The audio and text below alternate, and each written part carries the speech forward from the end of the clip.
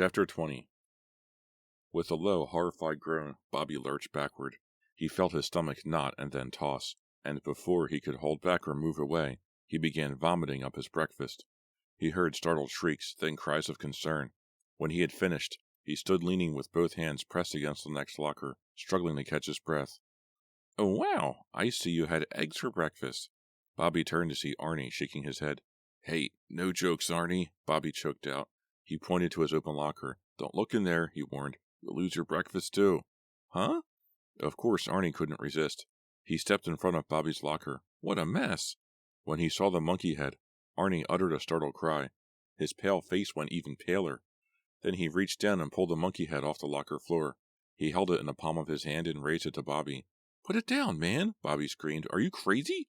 "But it isn't real, Bobby!" Arnie cried. "Look, it's plastic." "Huh?" Bobby gaped at the monkey's twisted mouth, its black, shiny eyes. "It's not one of mine?" "No, man," Arnie replied, holding it closer to Bobby. "It's plastic. It's just a toy." Bobby stared at the plastic monkey head in Arnie's hand, feeling a surge of anger rise up from his chest and spread over his entire body. Without warning, he swung his fist hard against the monkey head, sending it flying down the hall. Two girls leapt out of the way, shrieking in surprise, as the head bounced over the floor. "Who is doing this to me?" Bobby cried. "Who?" "Where are you taking us?" Bobby asked. He stared out the car window at the thick woods. The trees shivered in a strong breeze. Fresh spring green leaves shimmered like bright emeralds. "A secret place," Samantha replied, not smiling, her eyes on the road. It was Saturday afternoon. Bobby had a date with Bree that night, but Samantha had called a little before noon and said she desperately had to talk to him. Bobby had picked her up in his red Bonneville a few blocks from her house on Fear Street. Samantha insisted he let her drive. She promised she would take it easy, so he climbed out and let her get behind the wheel. As soon as she pulled away from the curb, she opened all the windows and the moonroof. The warm wind blew through the car, making her black hair flutter behind her as she leaned over the steering wheel. She looked very spring-like, Bobby thought, in a white tank top and yellow and white striped shorts, but her mood wasn't as bright as her appearance. She had barely said a word as she guided the car out of town and into the woods. Bobby realized he had been quiet too, lost in his own troubled thoughts. He watched the trees whir by, feeling the warm sun on the back of his neck through the open moonroof. Suddenly, Samantha turned sharply onto a narrow dirt road. The car bumped along for several yards. Then she pulled to a stop under a canopy of overhanging trees. "Why'd we stop?" Bobby asked, his eyes slowly adjusting to the shade. "Where are we?" "We have to talk," Samantha replied, not answering his questions. She turned off the ignition and stared straight ahead. The breeze fluttered her hair. "Talk? About what?" "About the other night," she replied softly. "About how you mixed me up with Bree." "Hey, I'm sorry about that," Bobby said quickly. I asked you to break up with her," Samantha interrupted. "Remember? Weeks ago." "Yeah, I know," Bobby replied uncomfortably. "Well, now it's too late," Samantha said, still avoiding his eyes, still staring out to the woods. "Too late? What do you mean?" Bobby demanded. "It's gone too far," Samantha murmured. "I don't want to share you anymore. It's too hard on me, Bobby. It's too confusing. We're both too confused, you know?" "Well," Bobby hesitated. He stared hard at Samantha, trying to guess what she was about to say. He always liked to stay at least one step ahead of the girls he was with. He didn't like feeling 10 steps behind as he did with Samantha and Bree. "We have to kill Bree," Samantha said casually. Bobby blinked. He knew he hadn't heard her correctly. "We have to kill her," Samantha repeated. "We really have to." Bobby laughed. "I don't get the joke, Samantha. You're about as funny as Arnie today." She grabbed his hand, her eyes fiery in the shadowy light. "No joke. For real," she murmured. She squeezed his hand in both of hers. "Let's kill Bree, Bobby. Let's really kill her. She's such a total pain. You know she is." Bobby gaped at her, startled by her growing enthusiasm. "We'll kill her, Bobby," Samantha continued. "Then it'll be just you and me. It'll be great. So great." Bobby stared intently into her eyes. "Is she serious? Is she teasing me? Is this a joke?" No joke, he realized. Samantha was serious. She meant it. She really wanted to kill her sister. She let go of his hand and grabbed his shoulders. "Okay," she demanded, pulling him close. She began smothering his face with rapid kisses. "Okay, Bobby, we'll kill her. Okay?" She kissed his forehead, his cheeks, his chin. "Okay, Bobby, can we kill her? Can we?" "Okay," Bobby replied. "Let's kill her." Chapter 21. Samantha smiled as she raised her hands to push back her hair. The strap on her shirt moved, and Bobby caught a glimpse of the tiny blue butterfly tattoo on her left shoulder. What is going on here? Bobby asked himself, gaping in shock at the tattoo. Samantha absently pulled the strap over it and settled back against the wheel. I knew you'd agree, Samantha whispered, the pleased smile still on her face. She started the car. Bobby stared at her. The tattoo, he murmured. You didn't have it when we drove around. You... She locked her eyes on his. What are you talking about? You know I have a tattoo. Then Bree was pretending to be you, Bobby told her. Bree must have found out about you and me. She took your place and... Bobby, you're not making any sense, Samantha said. You're getting all mixed up. All the more reason to kill Bree. She shifted the car and guided it onto the dirt road. I want to show you a special place, she said softly. She's totally crazy, he decided. Samantha is really nuts. Why didn't I realize it before? Why didn't I figure it out? She wants to kill her own sister, her own twin sister. I have got to do something. I agreed to help her. I just went along with her to get her quiet, just to make her shut up about killing Bree. She's crazy. Totally crazy. What should I do? He thought hard as the car bumped over the narrow dirt road, curving between trees, deeper and deeper into the woods until the sun was completely blocked out by the tunnel of trees. I have to warn Bree, Bobby decided. That's the first thing I'll do. As soon as I get back to town, I'll warn Bree, and then Bree can tell the parents or the police or whomever she wants. Samantha chuckled happily as the car hit a hard bump. She hummed to herself as she drove even deeper into the woods. Her whole mood changed when I agreed to help her kill Bree, Bobby realized, feeling his stomach knot up. She really is a sicko. He suddenly wondered if Samantha was the one who had been torturing him, cutting his tires, messing with his guitar, putting that disgusting monkey head in his locker. She's dangerous, he decided. Dangerous and crazy. He lurched forward as she braked the car to a sudden stop. Here we are. She flashed him a warm smile. Our own secret place. They climbed out of the car. The air smelled fresh and piney. Bobby stared up ahead at a small, shingled cabin nearly hidden by the trees. A wooden barrel stood against one cabin wall. A rusted barbecue grill lay on its side in the tall grass beside the barrel. Where are we? Bobby asked, hesitantly following Samantha toward the front door. This is my family's cabin, she told him. It's a wonderful little hideaway. She took his hand and pulled him toward the door. We'll bring Bree here. No one will find her for weeks. Bobby felt a knot in his stomach tighten. She has this all planned, he realized. This is so cold, so cold. She stepped in front of the door and smiled at him. It doesn't look like much from the outside, but it's real cozy inside. I'll show you. A hornet buzzed around Bobby's head. He ducked and tried to swat it away. Samantha laughed. You're not afraid of bugs, are you? Who, me? Of course not, Bobby replied. You'll have to force the door open, Samantha told him. I forgot my key. Bobby hesitated. Force it? Just lean on it real hard with your shoulder, she instructed. The lock is real flimsy. It should pop right open. She gave him a playful push up to the door. What am I doing here? Bobby asked himself. What am I doing here with this sicko? Go ahead, she urged sharply. He took a deep breath and obediently slammed his shoulder into the door. It bent but didn't give. It popped open on the second try. Bobby led the way into the tiny cabin.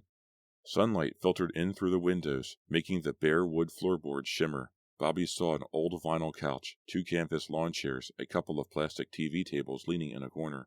A framed, yellowed map filled with Indian names hung above the small stone fireplace. It's real rustic, Samantha said, moving close to him. But it's perfect. There's no one around for miles. That's why my dad had it built here. We don't start coming out here until July. Bobby sniffed the air. It's kind of musty, he muttered. It's been closed up all winter. But it's cozy, isn't it? Without waiting for a reply, she threw her arms around him and kissed him with real emotion. So, we'll do it? You and me, she whispered, nibbling his earlobe. We'll bring Bree here. We'll kill her. And then we'll be together forever and ever? Okay, Bobby replied again. I've got to get back and warn Bree, he thought. He started to tell Samantha he needed to get home, but she pressed herself against him again and smothered him with kisses. Bree, I have to see you, Bobby said urgently. He whispered, even though he was closed up in his bedroom. Now.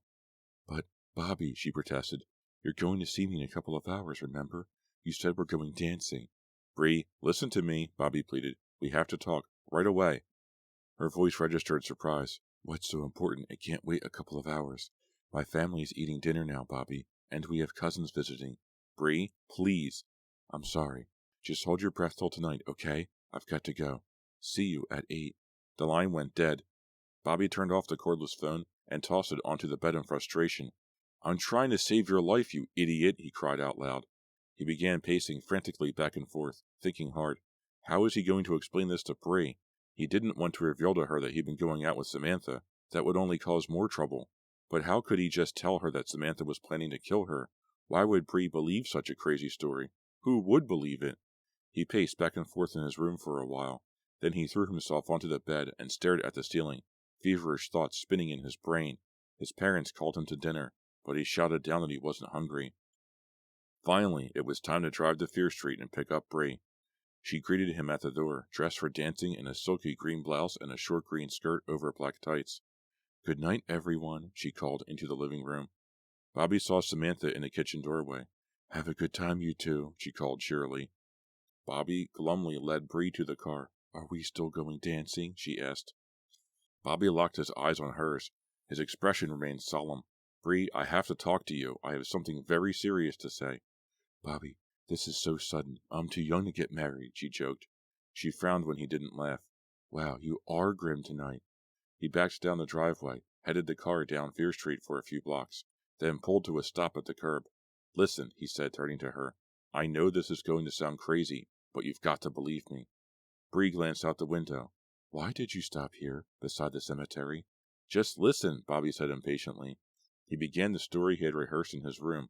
I was cruising around this afternoon, and happened to see Samantha.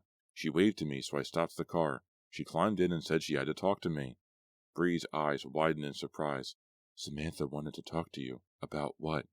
That's what I'm going to tell you, Bobby replied breathlessly. She made me drive up to your family's cabin in the woods. Then she told me. Bobby hesitated. Would Bree believe him? Samantha told me she wanted to take you to the cabin and kill you. Bree's mouth dropped open in shock. I'm not making it up, Bobby stammered. I knew I had to warn you, Bree. Your own sister, your own twin sister. She wants to kill you. Bree stared back at him, her mouth still open. Her eyes gazed back at him blindly, and then he saw them narrow in understanding. Her features tightened. She nodded her head, as if deciding something for herself. I have a confession to make, Bobby, Bree whispered, avoiding his eyes. I just can't believe your twin sister wants to kill you, Bobby insisted. I have to tell you something, Bree whispered solemnly. You see, Samantha and I, we're not twins. Chapter 22. Bree leaned closer to him, her face nearly hidden in shadow. She clasped her hands tightly in her lap. Her voice trembled as she began to explain. There's a third sister, she revealed, watching his startled reaction. Samantha and I aren't twins. We're triplets. Wow, Bobby muttered, shaking his head. I mean, wow. Our third sister is named Jenny Lynn, Bree continued, staring out at the Fear Street Cemetery. You must have been with Jenny Lynn this afternoon, Bobby. Not Samantha. Samantha was home all day with me. Oh, man, I don't believe this, Bobby murmured. He knew how serious this was, but Bobby couldn't keep a thought from popping into his head. I've got to tell Arnie. Wait till he hears I've been out with triplets, not twins. Jenna Lynn is very dangerous, Bree continued, her eyes on the crooked gravestones beyond the cemetery fence. We never talk about her. She was sent to live with my aunt and uncle on the West Coast. Why? Bobby asked, sliding his hands around the steering wheel. What did she do? She was always terribly jealous of Samantha and me, Bree revealed. Anything we had, she had to have, or destroy. Jenny Lynn just couldn't accept the idea that there were 3 of us and we had to share. Bree sighed. My parents got her therapy and everything, but it didn't help. Then, when we were 13, she went over the edge. She stopped. Bobby saw that she was breathing hard. She chewed her lower lip. He could see this was really hard for her to talk about. What happened? He asked softly. Bree took a deep breath and continued. Jenny Lynn locked Samantha and me in our room. Then she started a fire downstairs. Oh no, Bobby cried sincerely. Luckily, my dad got home before we were harmed, but afterward, my family knew that something serious had to be done about Jenny Lynn. She was sent to a hospital for over a year. When she got out, her doctors felt it would be safer for us if she didn't live with us. So they sent her out west? Bobby asked, running his hand up and down Bree's trembling arm. She nodded. Jenny Lynn has been with my father's sister and husband ever since. She raised her eyes to Bobby. "Please don't tell anyone," she pleaded. "We've moved twice since then. One of the reasons we moved to Shadyside was so the family could have a new start." "I won't. Promise," Bobby said softly, still rubbing her arm. "I can't believe my aunt and uncle haven't called," Bree said. "They probably don't realize that Jenny Lynn has come back here. I'm going to tell my parents right away. I don't know what they'll want to do about it, but I'm also worried about you. She's so dangerous." "I'll be careful," Bobby told her. "If you see her again, call the police," Bree urged. "Really, Bobby, call the police right away." Bobby remained silent for a long while, thinking hard. "Do you think it could have been Jenny Lynn who has been doing all those gross things to me?" he asked. Bree nodded grimly. "Yes, it probably was her." "But why?" Bobby demanded. "She doesn't even know me." "She wants to destroy whatever Samantha or I have," Bree answered with a shudder. "She'll do anything to ruin our lives."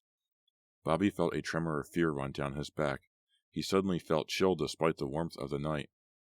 I can't believe I was with Jenny Lynn this afternoon," he stammered. "I really thought it was Samantha." Bree gazed at him thoughtfully. A low howl floated up from somewhere in the cemetery. They both heard it. "Just a cat, I think," Bobby murmured. "I'll show you how to tell Jenny Lynn from me and Samantha," Bree said quietly. "How?" Bobby asked eagerly. Bree pulled down the collar of her blouse. "This is how you can tell it's Jenny Lynn," she instructed. She pointed to a spot on her left shoulder. "Jenny Lynn has a tiny blue tattoo of a butterfly right here." Chapter 23. Bobby had promised Bree he wouldn't tell anyone about Jenny Lynn, but he didn't care. He had to tell Arnie. "My fingers were crossed when I promised," he told himself. He dropped Bree off at her house. Neither of them felt like going dancing, and Bree said she was too shaken about the news of her sister's return to do anything else. He pulled his car up her driveway. She leaned across the seat and snuggled up against him. "I'm sorry about Jenny Lynn," she whispered. She ran her lips over his cheek. "You like me, don't you, Bobby?" she whispered. "You really like me, don't you?" "She's getting to be a pain," Bobby decided. She was really pretty, and he liked making out with her, but she was just too needy, and he really didn't want to deal with all this sobby drama. Why couldn't they keep their problems in the family? "Yeah, I'm nuts about you," he whispered. As they kissed goodnight, he thought about what Arnie would say when he told him about the third sister. He drove straight to Arnie's house. He found Arnie and Melanie standing in the driveway, about to climb into Arnie's little Chevy Geo. Bobby pulled up behind them, blocking the driveway. "Hey, what's up?" Arnie called, grinning at him. Melanie scowled. It was obvious she wasn't glad to see him. "We're going to the late show at the Tenplex," Arnie volunteered. "Want to come?" Melanie flashed Arnie a dirty look. She turned to Bobby. "What are you doing here? You run out of twins?" Bobby laughed. "Funny you should mention that. I just came over to tell Arnie some news, but I'm glad you're here, Melanie." She rolled her eyes. "Thanks a bunch." "You've known the Wade twins forever, right?" Bobby asked her. Melanie nodded. "I told you that, since we were kids." "But you didn't tell me there were 3 sisters," Bobby said, studying her expression. "Whoa!" Arnie cried. 3 of them? Did you go out with a third one too, Bobby? That's got to be some kind of record." He slapped Bobby a high five. But Bobby kept his eyes on Melanie, who still hadn't reacted to the news in any way. "Well, Mel," Bobby asked, "is it true? Are they really triplets?" "Don't call me Mel," Melanie snapped. "You know I hate that." "Answer the question," Bobby insisted. Melanie hesitated. "I can't say, Bobby." Bobby's smile faded. "What's that supposed to mean?" "It means I can't say," Melanie repeated coldly. "Who told you there was another sister?" "Bree did. Just now," Bobby told her, his eyes trained on hers. "So is it true?" "I can't say," Melanie repeated sharply. "How many times do I have to repeat it?" "Why can't you say?" Bobby demanded. Melanie hesitated. "Because I promised," she said softly. "So it is true," Bobby cried. "You promised Bree and Samantha you wouldn't tell anyone about Jenny Lynn, right?" "Right?" "Maybe," Melanie said. Then she quickly added, "I mean, maybe yes, maybe no. I made a promise, Bobby, so don't ask me anything more." She gave Arnie a shove. "Come on, we're going to be late." Arnie grinned at Bobby. "Triplets! Wow!" He turned to Melanie. "How come it's such a big deal secret?" "It's a long story," Melanie told him with a sigh. She frowned at Bobby. "Bye, Bobby. It's been great." Bobby felt too pumped to go home. He cruised around town, the radio on low, thinking about the Wades. "I'm going to dump them both," he decided. "Time to move on to some fresh faces. Why should I deprive all the other girls of Bobby the Man?" But then he thought, Maybe I'll drop Bree and keep seeing Samantha. Samantha is exciting, and she loves to make out. It would be hard to give up those long, passionate kisses, he thought. The blood-covered monkey head floated into his thoughts. He remembered the slashed tires, the shock on the auditorium stage. No, the Wades are too much trouble, he decided. I never bargained for a psycho third sister. Jenny Lynn plays too rough. I've got to get out of this before Jenny Lynn does something else. I could get killed. I'll dump them both tomorrow. Easy come, easy go, he told himself. But as he pulled up his drive a little before 12, Bobby realized he was totally confused. He didn't know what he wanted to do about the Wades. Too foxy to drop, too dangerous to keep, he muttered to himself as he let himself in the front door. He decided maybe he'd play along for a little while. The next afternoon, an overcast Sunday with dark storm clouds rolling across the sky, Bobby met Samantha in the parking lot of the mall. She wore a navy blue short-sleeved pullover and baggy faded jeans. She had a black sox baseball cap pulled on over her hair. "What happened last night?" Samantha demanded immediately without any greeting. "You brought Bree home so early, and she ran up to her room very upset. Did you break up with her?" Bobby shook his head. Samantha frowned in disappointment. "Well then, what happened?" She told me about Jenny Lynn," Bobby replied softly. "Huh?" Samantha's mouth dropped open. She narrowed her eyes at Bobby beneath the cap. "She told me your other sister must be back," Bobby revealed. "You know, Jenny Lynn." Samantha's face paled. The light seemed to fade from her eyes. "Oh no," she moaned. She shook her head. "Poor Bree. Poor Bree must be in bad shape again." Bobby swallowed hard. "Huh? What do you mean?" Samantha grabbed Bobby's arm as if for support and leaned against his ear. "There is no Jenny Lynn, Bobby," she whispered. "We don't have a third sister." Chapter 24. "Take me home, right now," Samantha demanded, her eyes burning into Bobby's. "I've got to tell Mom and Dad. We've got to deal with Bree." "But I don't understand," Bobby replied. "What are you saying?" Samantha uttered an unhappy sigh. "Bree hasn't done this in years, Bobby. When she was troubled, she used to make up these stories about Jenny Lynn, about our having a third sister. She would make up frightening stories about Jenny Lynn, horrible fantasies about this imaginary evil sister." "Fantasies? They were all fantasies?" Bobby stared at her dumbfounded. Samantha nodded grimly. "That's how we could tell when Bree was in trouble," she said softly. "Whenever she started talking about Jenny Lynn, we knew that Bree was about to go over the edge." Bobby swallowed hard and shook his head. "Wow," he muttered. Wow. "Drive me home, Bobby," Samantha insisted. "I'm really worried about Bree. Why do you think she told you those lies? Do you think she found out about you and me, and it messed up her mind?" "I can't believe that Jenny Lynn's story isn't true," Bobby said. "The way she told it, she made it so real. I... His voice trailed off. "Bobby, why are you staring at me like that?" Samantha asked. "I just had a thought," Bobby told her. He reached for the collar of her pullover shirt. Startled, she backed away. "Hey, would you do me a favor, Samantha? Would you let me see your shoulder?" he asked. "My shoulder?" She laughed. "What's your problem, Bobby?" Her hand went up to the neck of the navy blue shirt. "Come on, Samantha. Let me see your left shoulder for a second." She hesitated, then shrugged. "You're getting weird, Bobby." She pulled on her shirt collar, revealing her bare shoulder. No tattoo. "Where's your tattoo, Samantha?" Bobby demanded, narrowing his eyes at her. She pulled the collar back into place. "Tattoo? Get serious. You know I don't have a tattoo." Bobby stared at her. "What about that afternoon in the science lab? Remember? You showed me the butterfly tattoo. You said it was the way to tell you from Bree." Her mouth dropped open. She pressed the palm of one hand against his forehead. "Do you have a fever? Are you delirious? I never showed you any tattoo in the science lab." "Then who was it?" Bobby demanded shrilly. "Are you losing it too?" Samantha asked, her expression turning to concern. "Come on, Bobby. Get a grip. I've got to get home and deal with Bree. Don't you start imagining things too." Later that night, Bobby sat at his desk, staring at the pale blue wall, listening to the rain patter against the bedroom window. He couldn't concentrate on his homework. "It's lucky there's no school tomorrow," he thought, staring at the blank sheet of paper in front of him. The high school was closed because of a teacher's meeting. Maybe I'll be able to think clearly tomorrow. Maybe I'll be able to write my book report then. Or will I ever be able to think clearly again, he wondered. He kept picturing Samantha in a dimly lit science lab, the devilish grin on her face as she showed him the tiny tattoo. And he kept picturing Bree's troubled expression, her hands clasped so tightly in her lap as she sat beside him in the car and told him about their third sister, Jenny Lynn. One of them is messing with my mind, Bobby thought bitterly. One of them is a total liar. But which one? Did Bree make up Jenny Lynn? Is the third sister just Bree's fantasy? Or was Samantha trying to cover up her family's dark secret? Was Samantha lying? Or was Bree? The rain pounded against the window pane now. Lightning flashed. As Bobby waited for the boom of thunder, the phone rang. "Whoa!" he cried out, startled, his voice drowned out by the thunder's roar.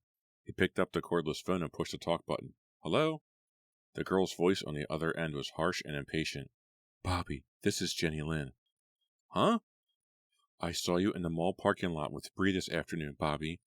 "No way," Bobby protested, his heart pounding. "That wasn't Bree. It was Samantha." "I know my own sister," the voice snapped angrily. "It was Bree." How could it have been Bree? Bobby wondered, thinking hard. It had to be Samantha. And who is this? Is it really Jenny Lynn? Did Samantha lie to me this afternoon? Why did she tell me there is no third sister? This girl's voice is different, harsher, much deeper. Jenny Lynn certainly sounds real to me. "When are we going to kill her, Bobby?" the voice demanded. You promised we kill her. When?" "Whoa, hold on a minute," Bobby pleaded. "It's got to be soon, Bobby," she said menacingly. "Very soon. You're starting to make me angry. You're starting to make me very angry."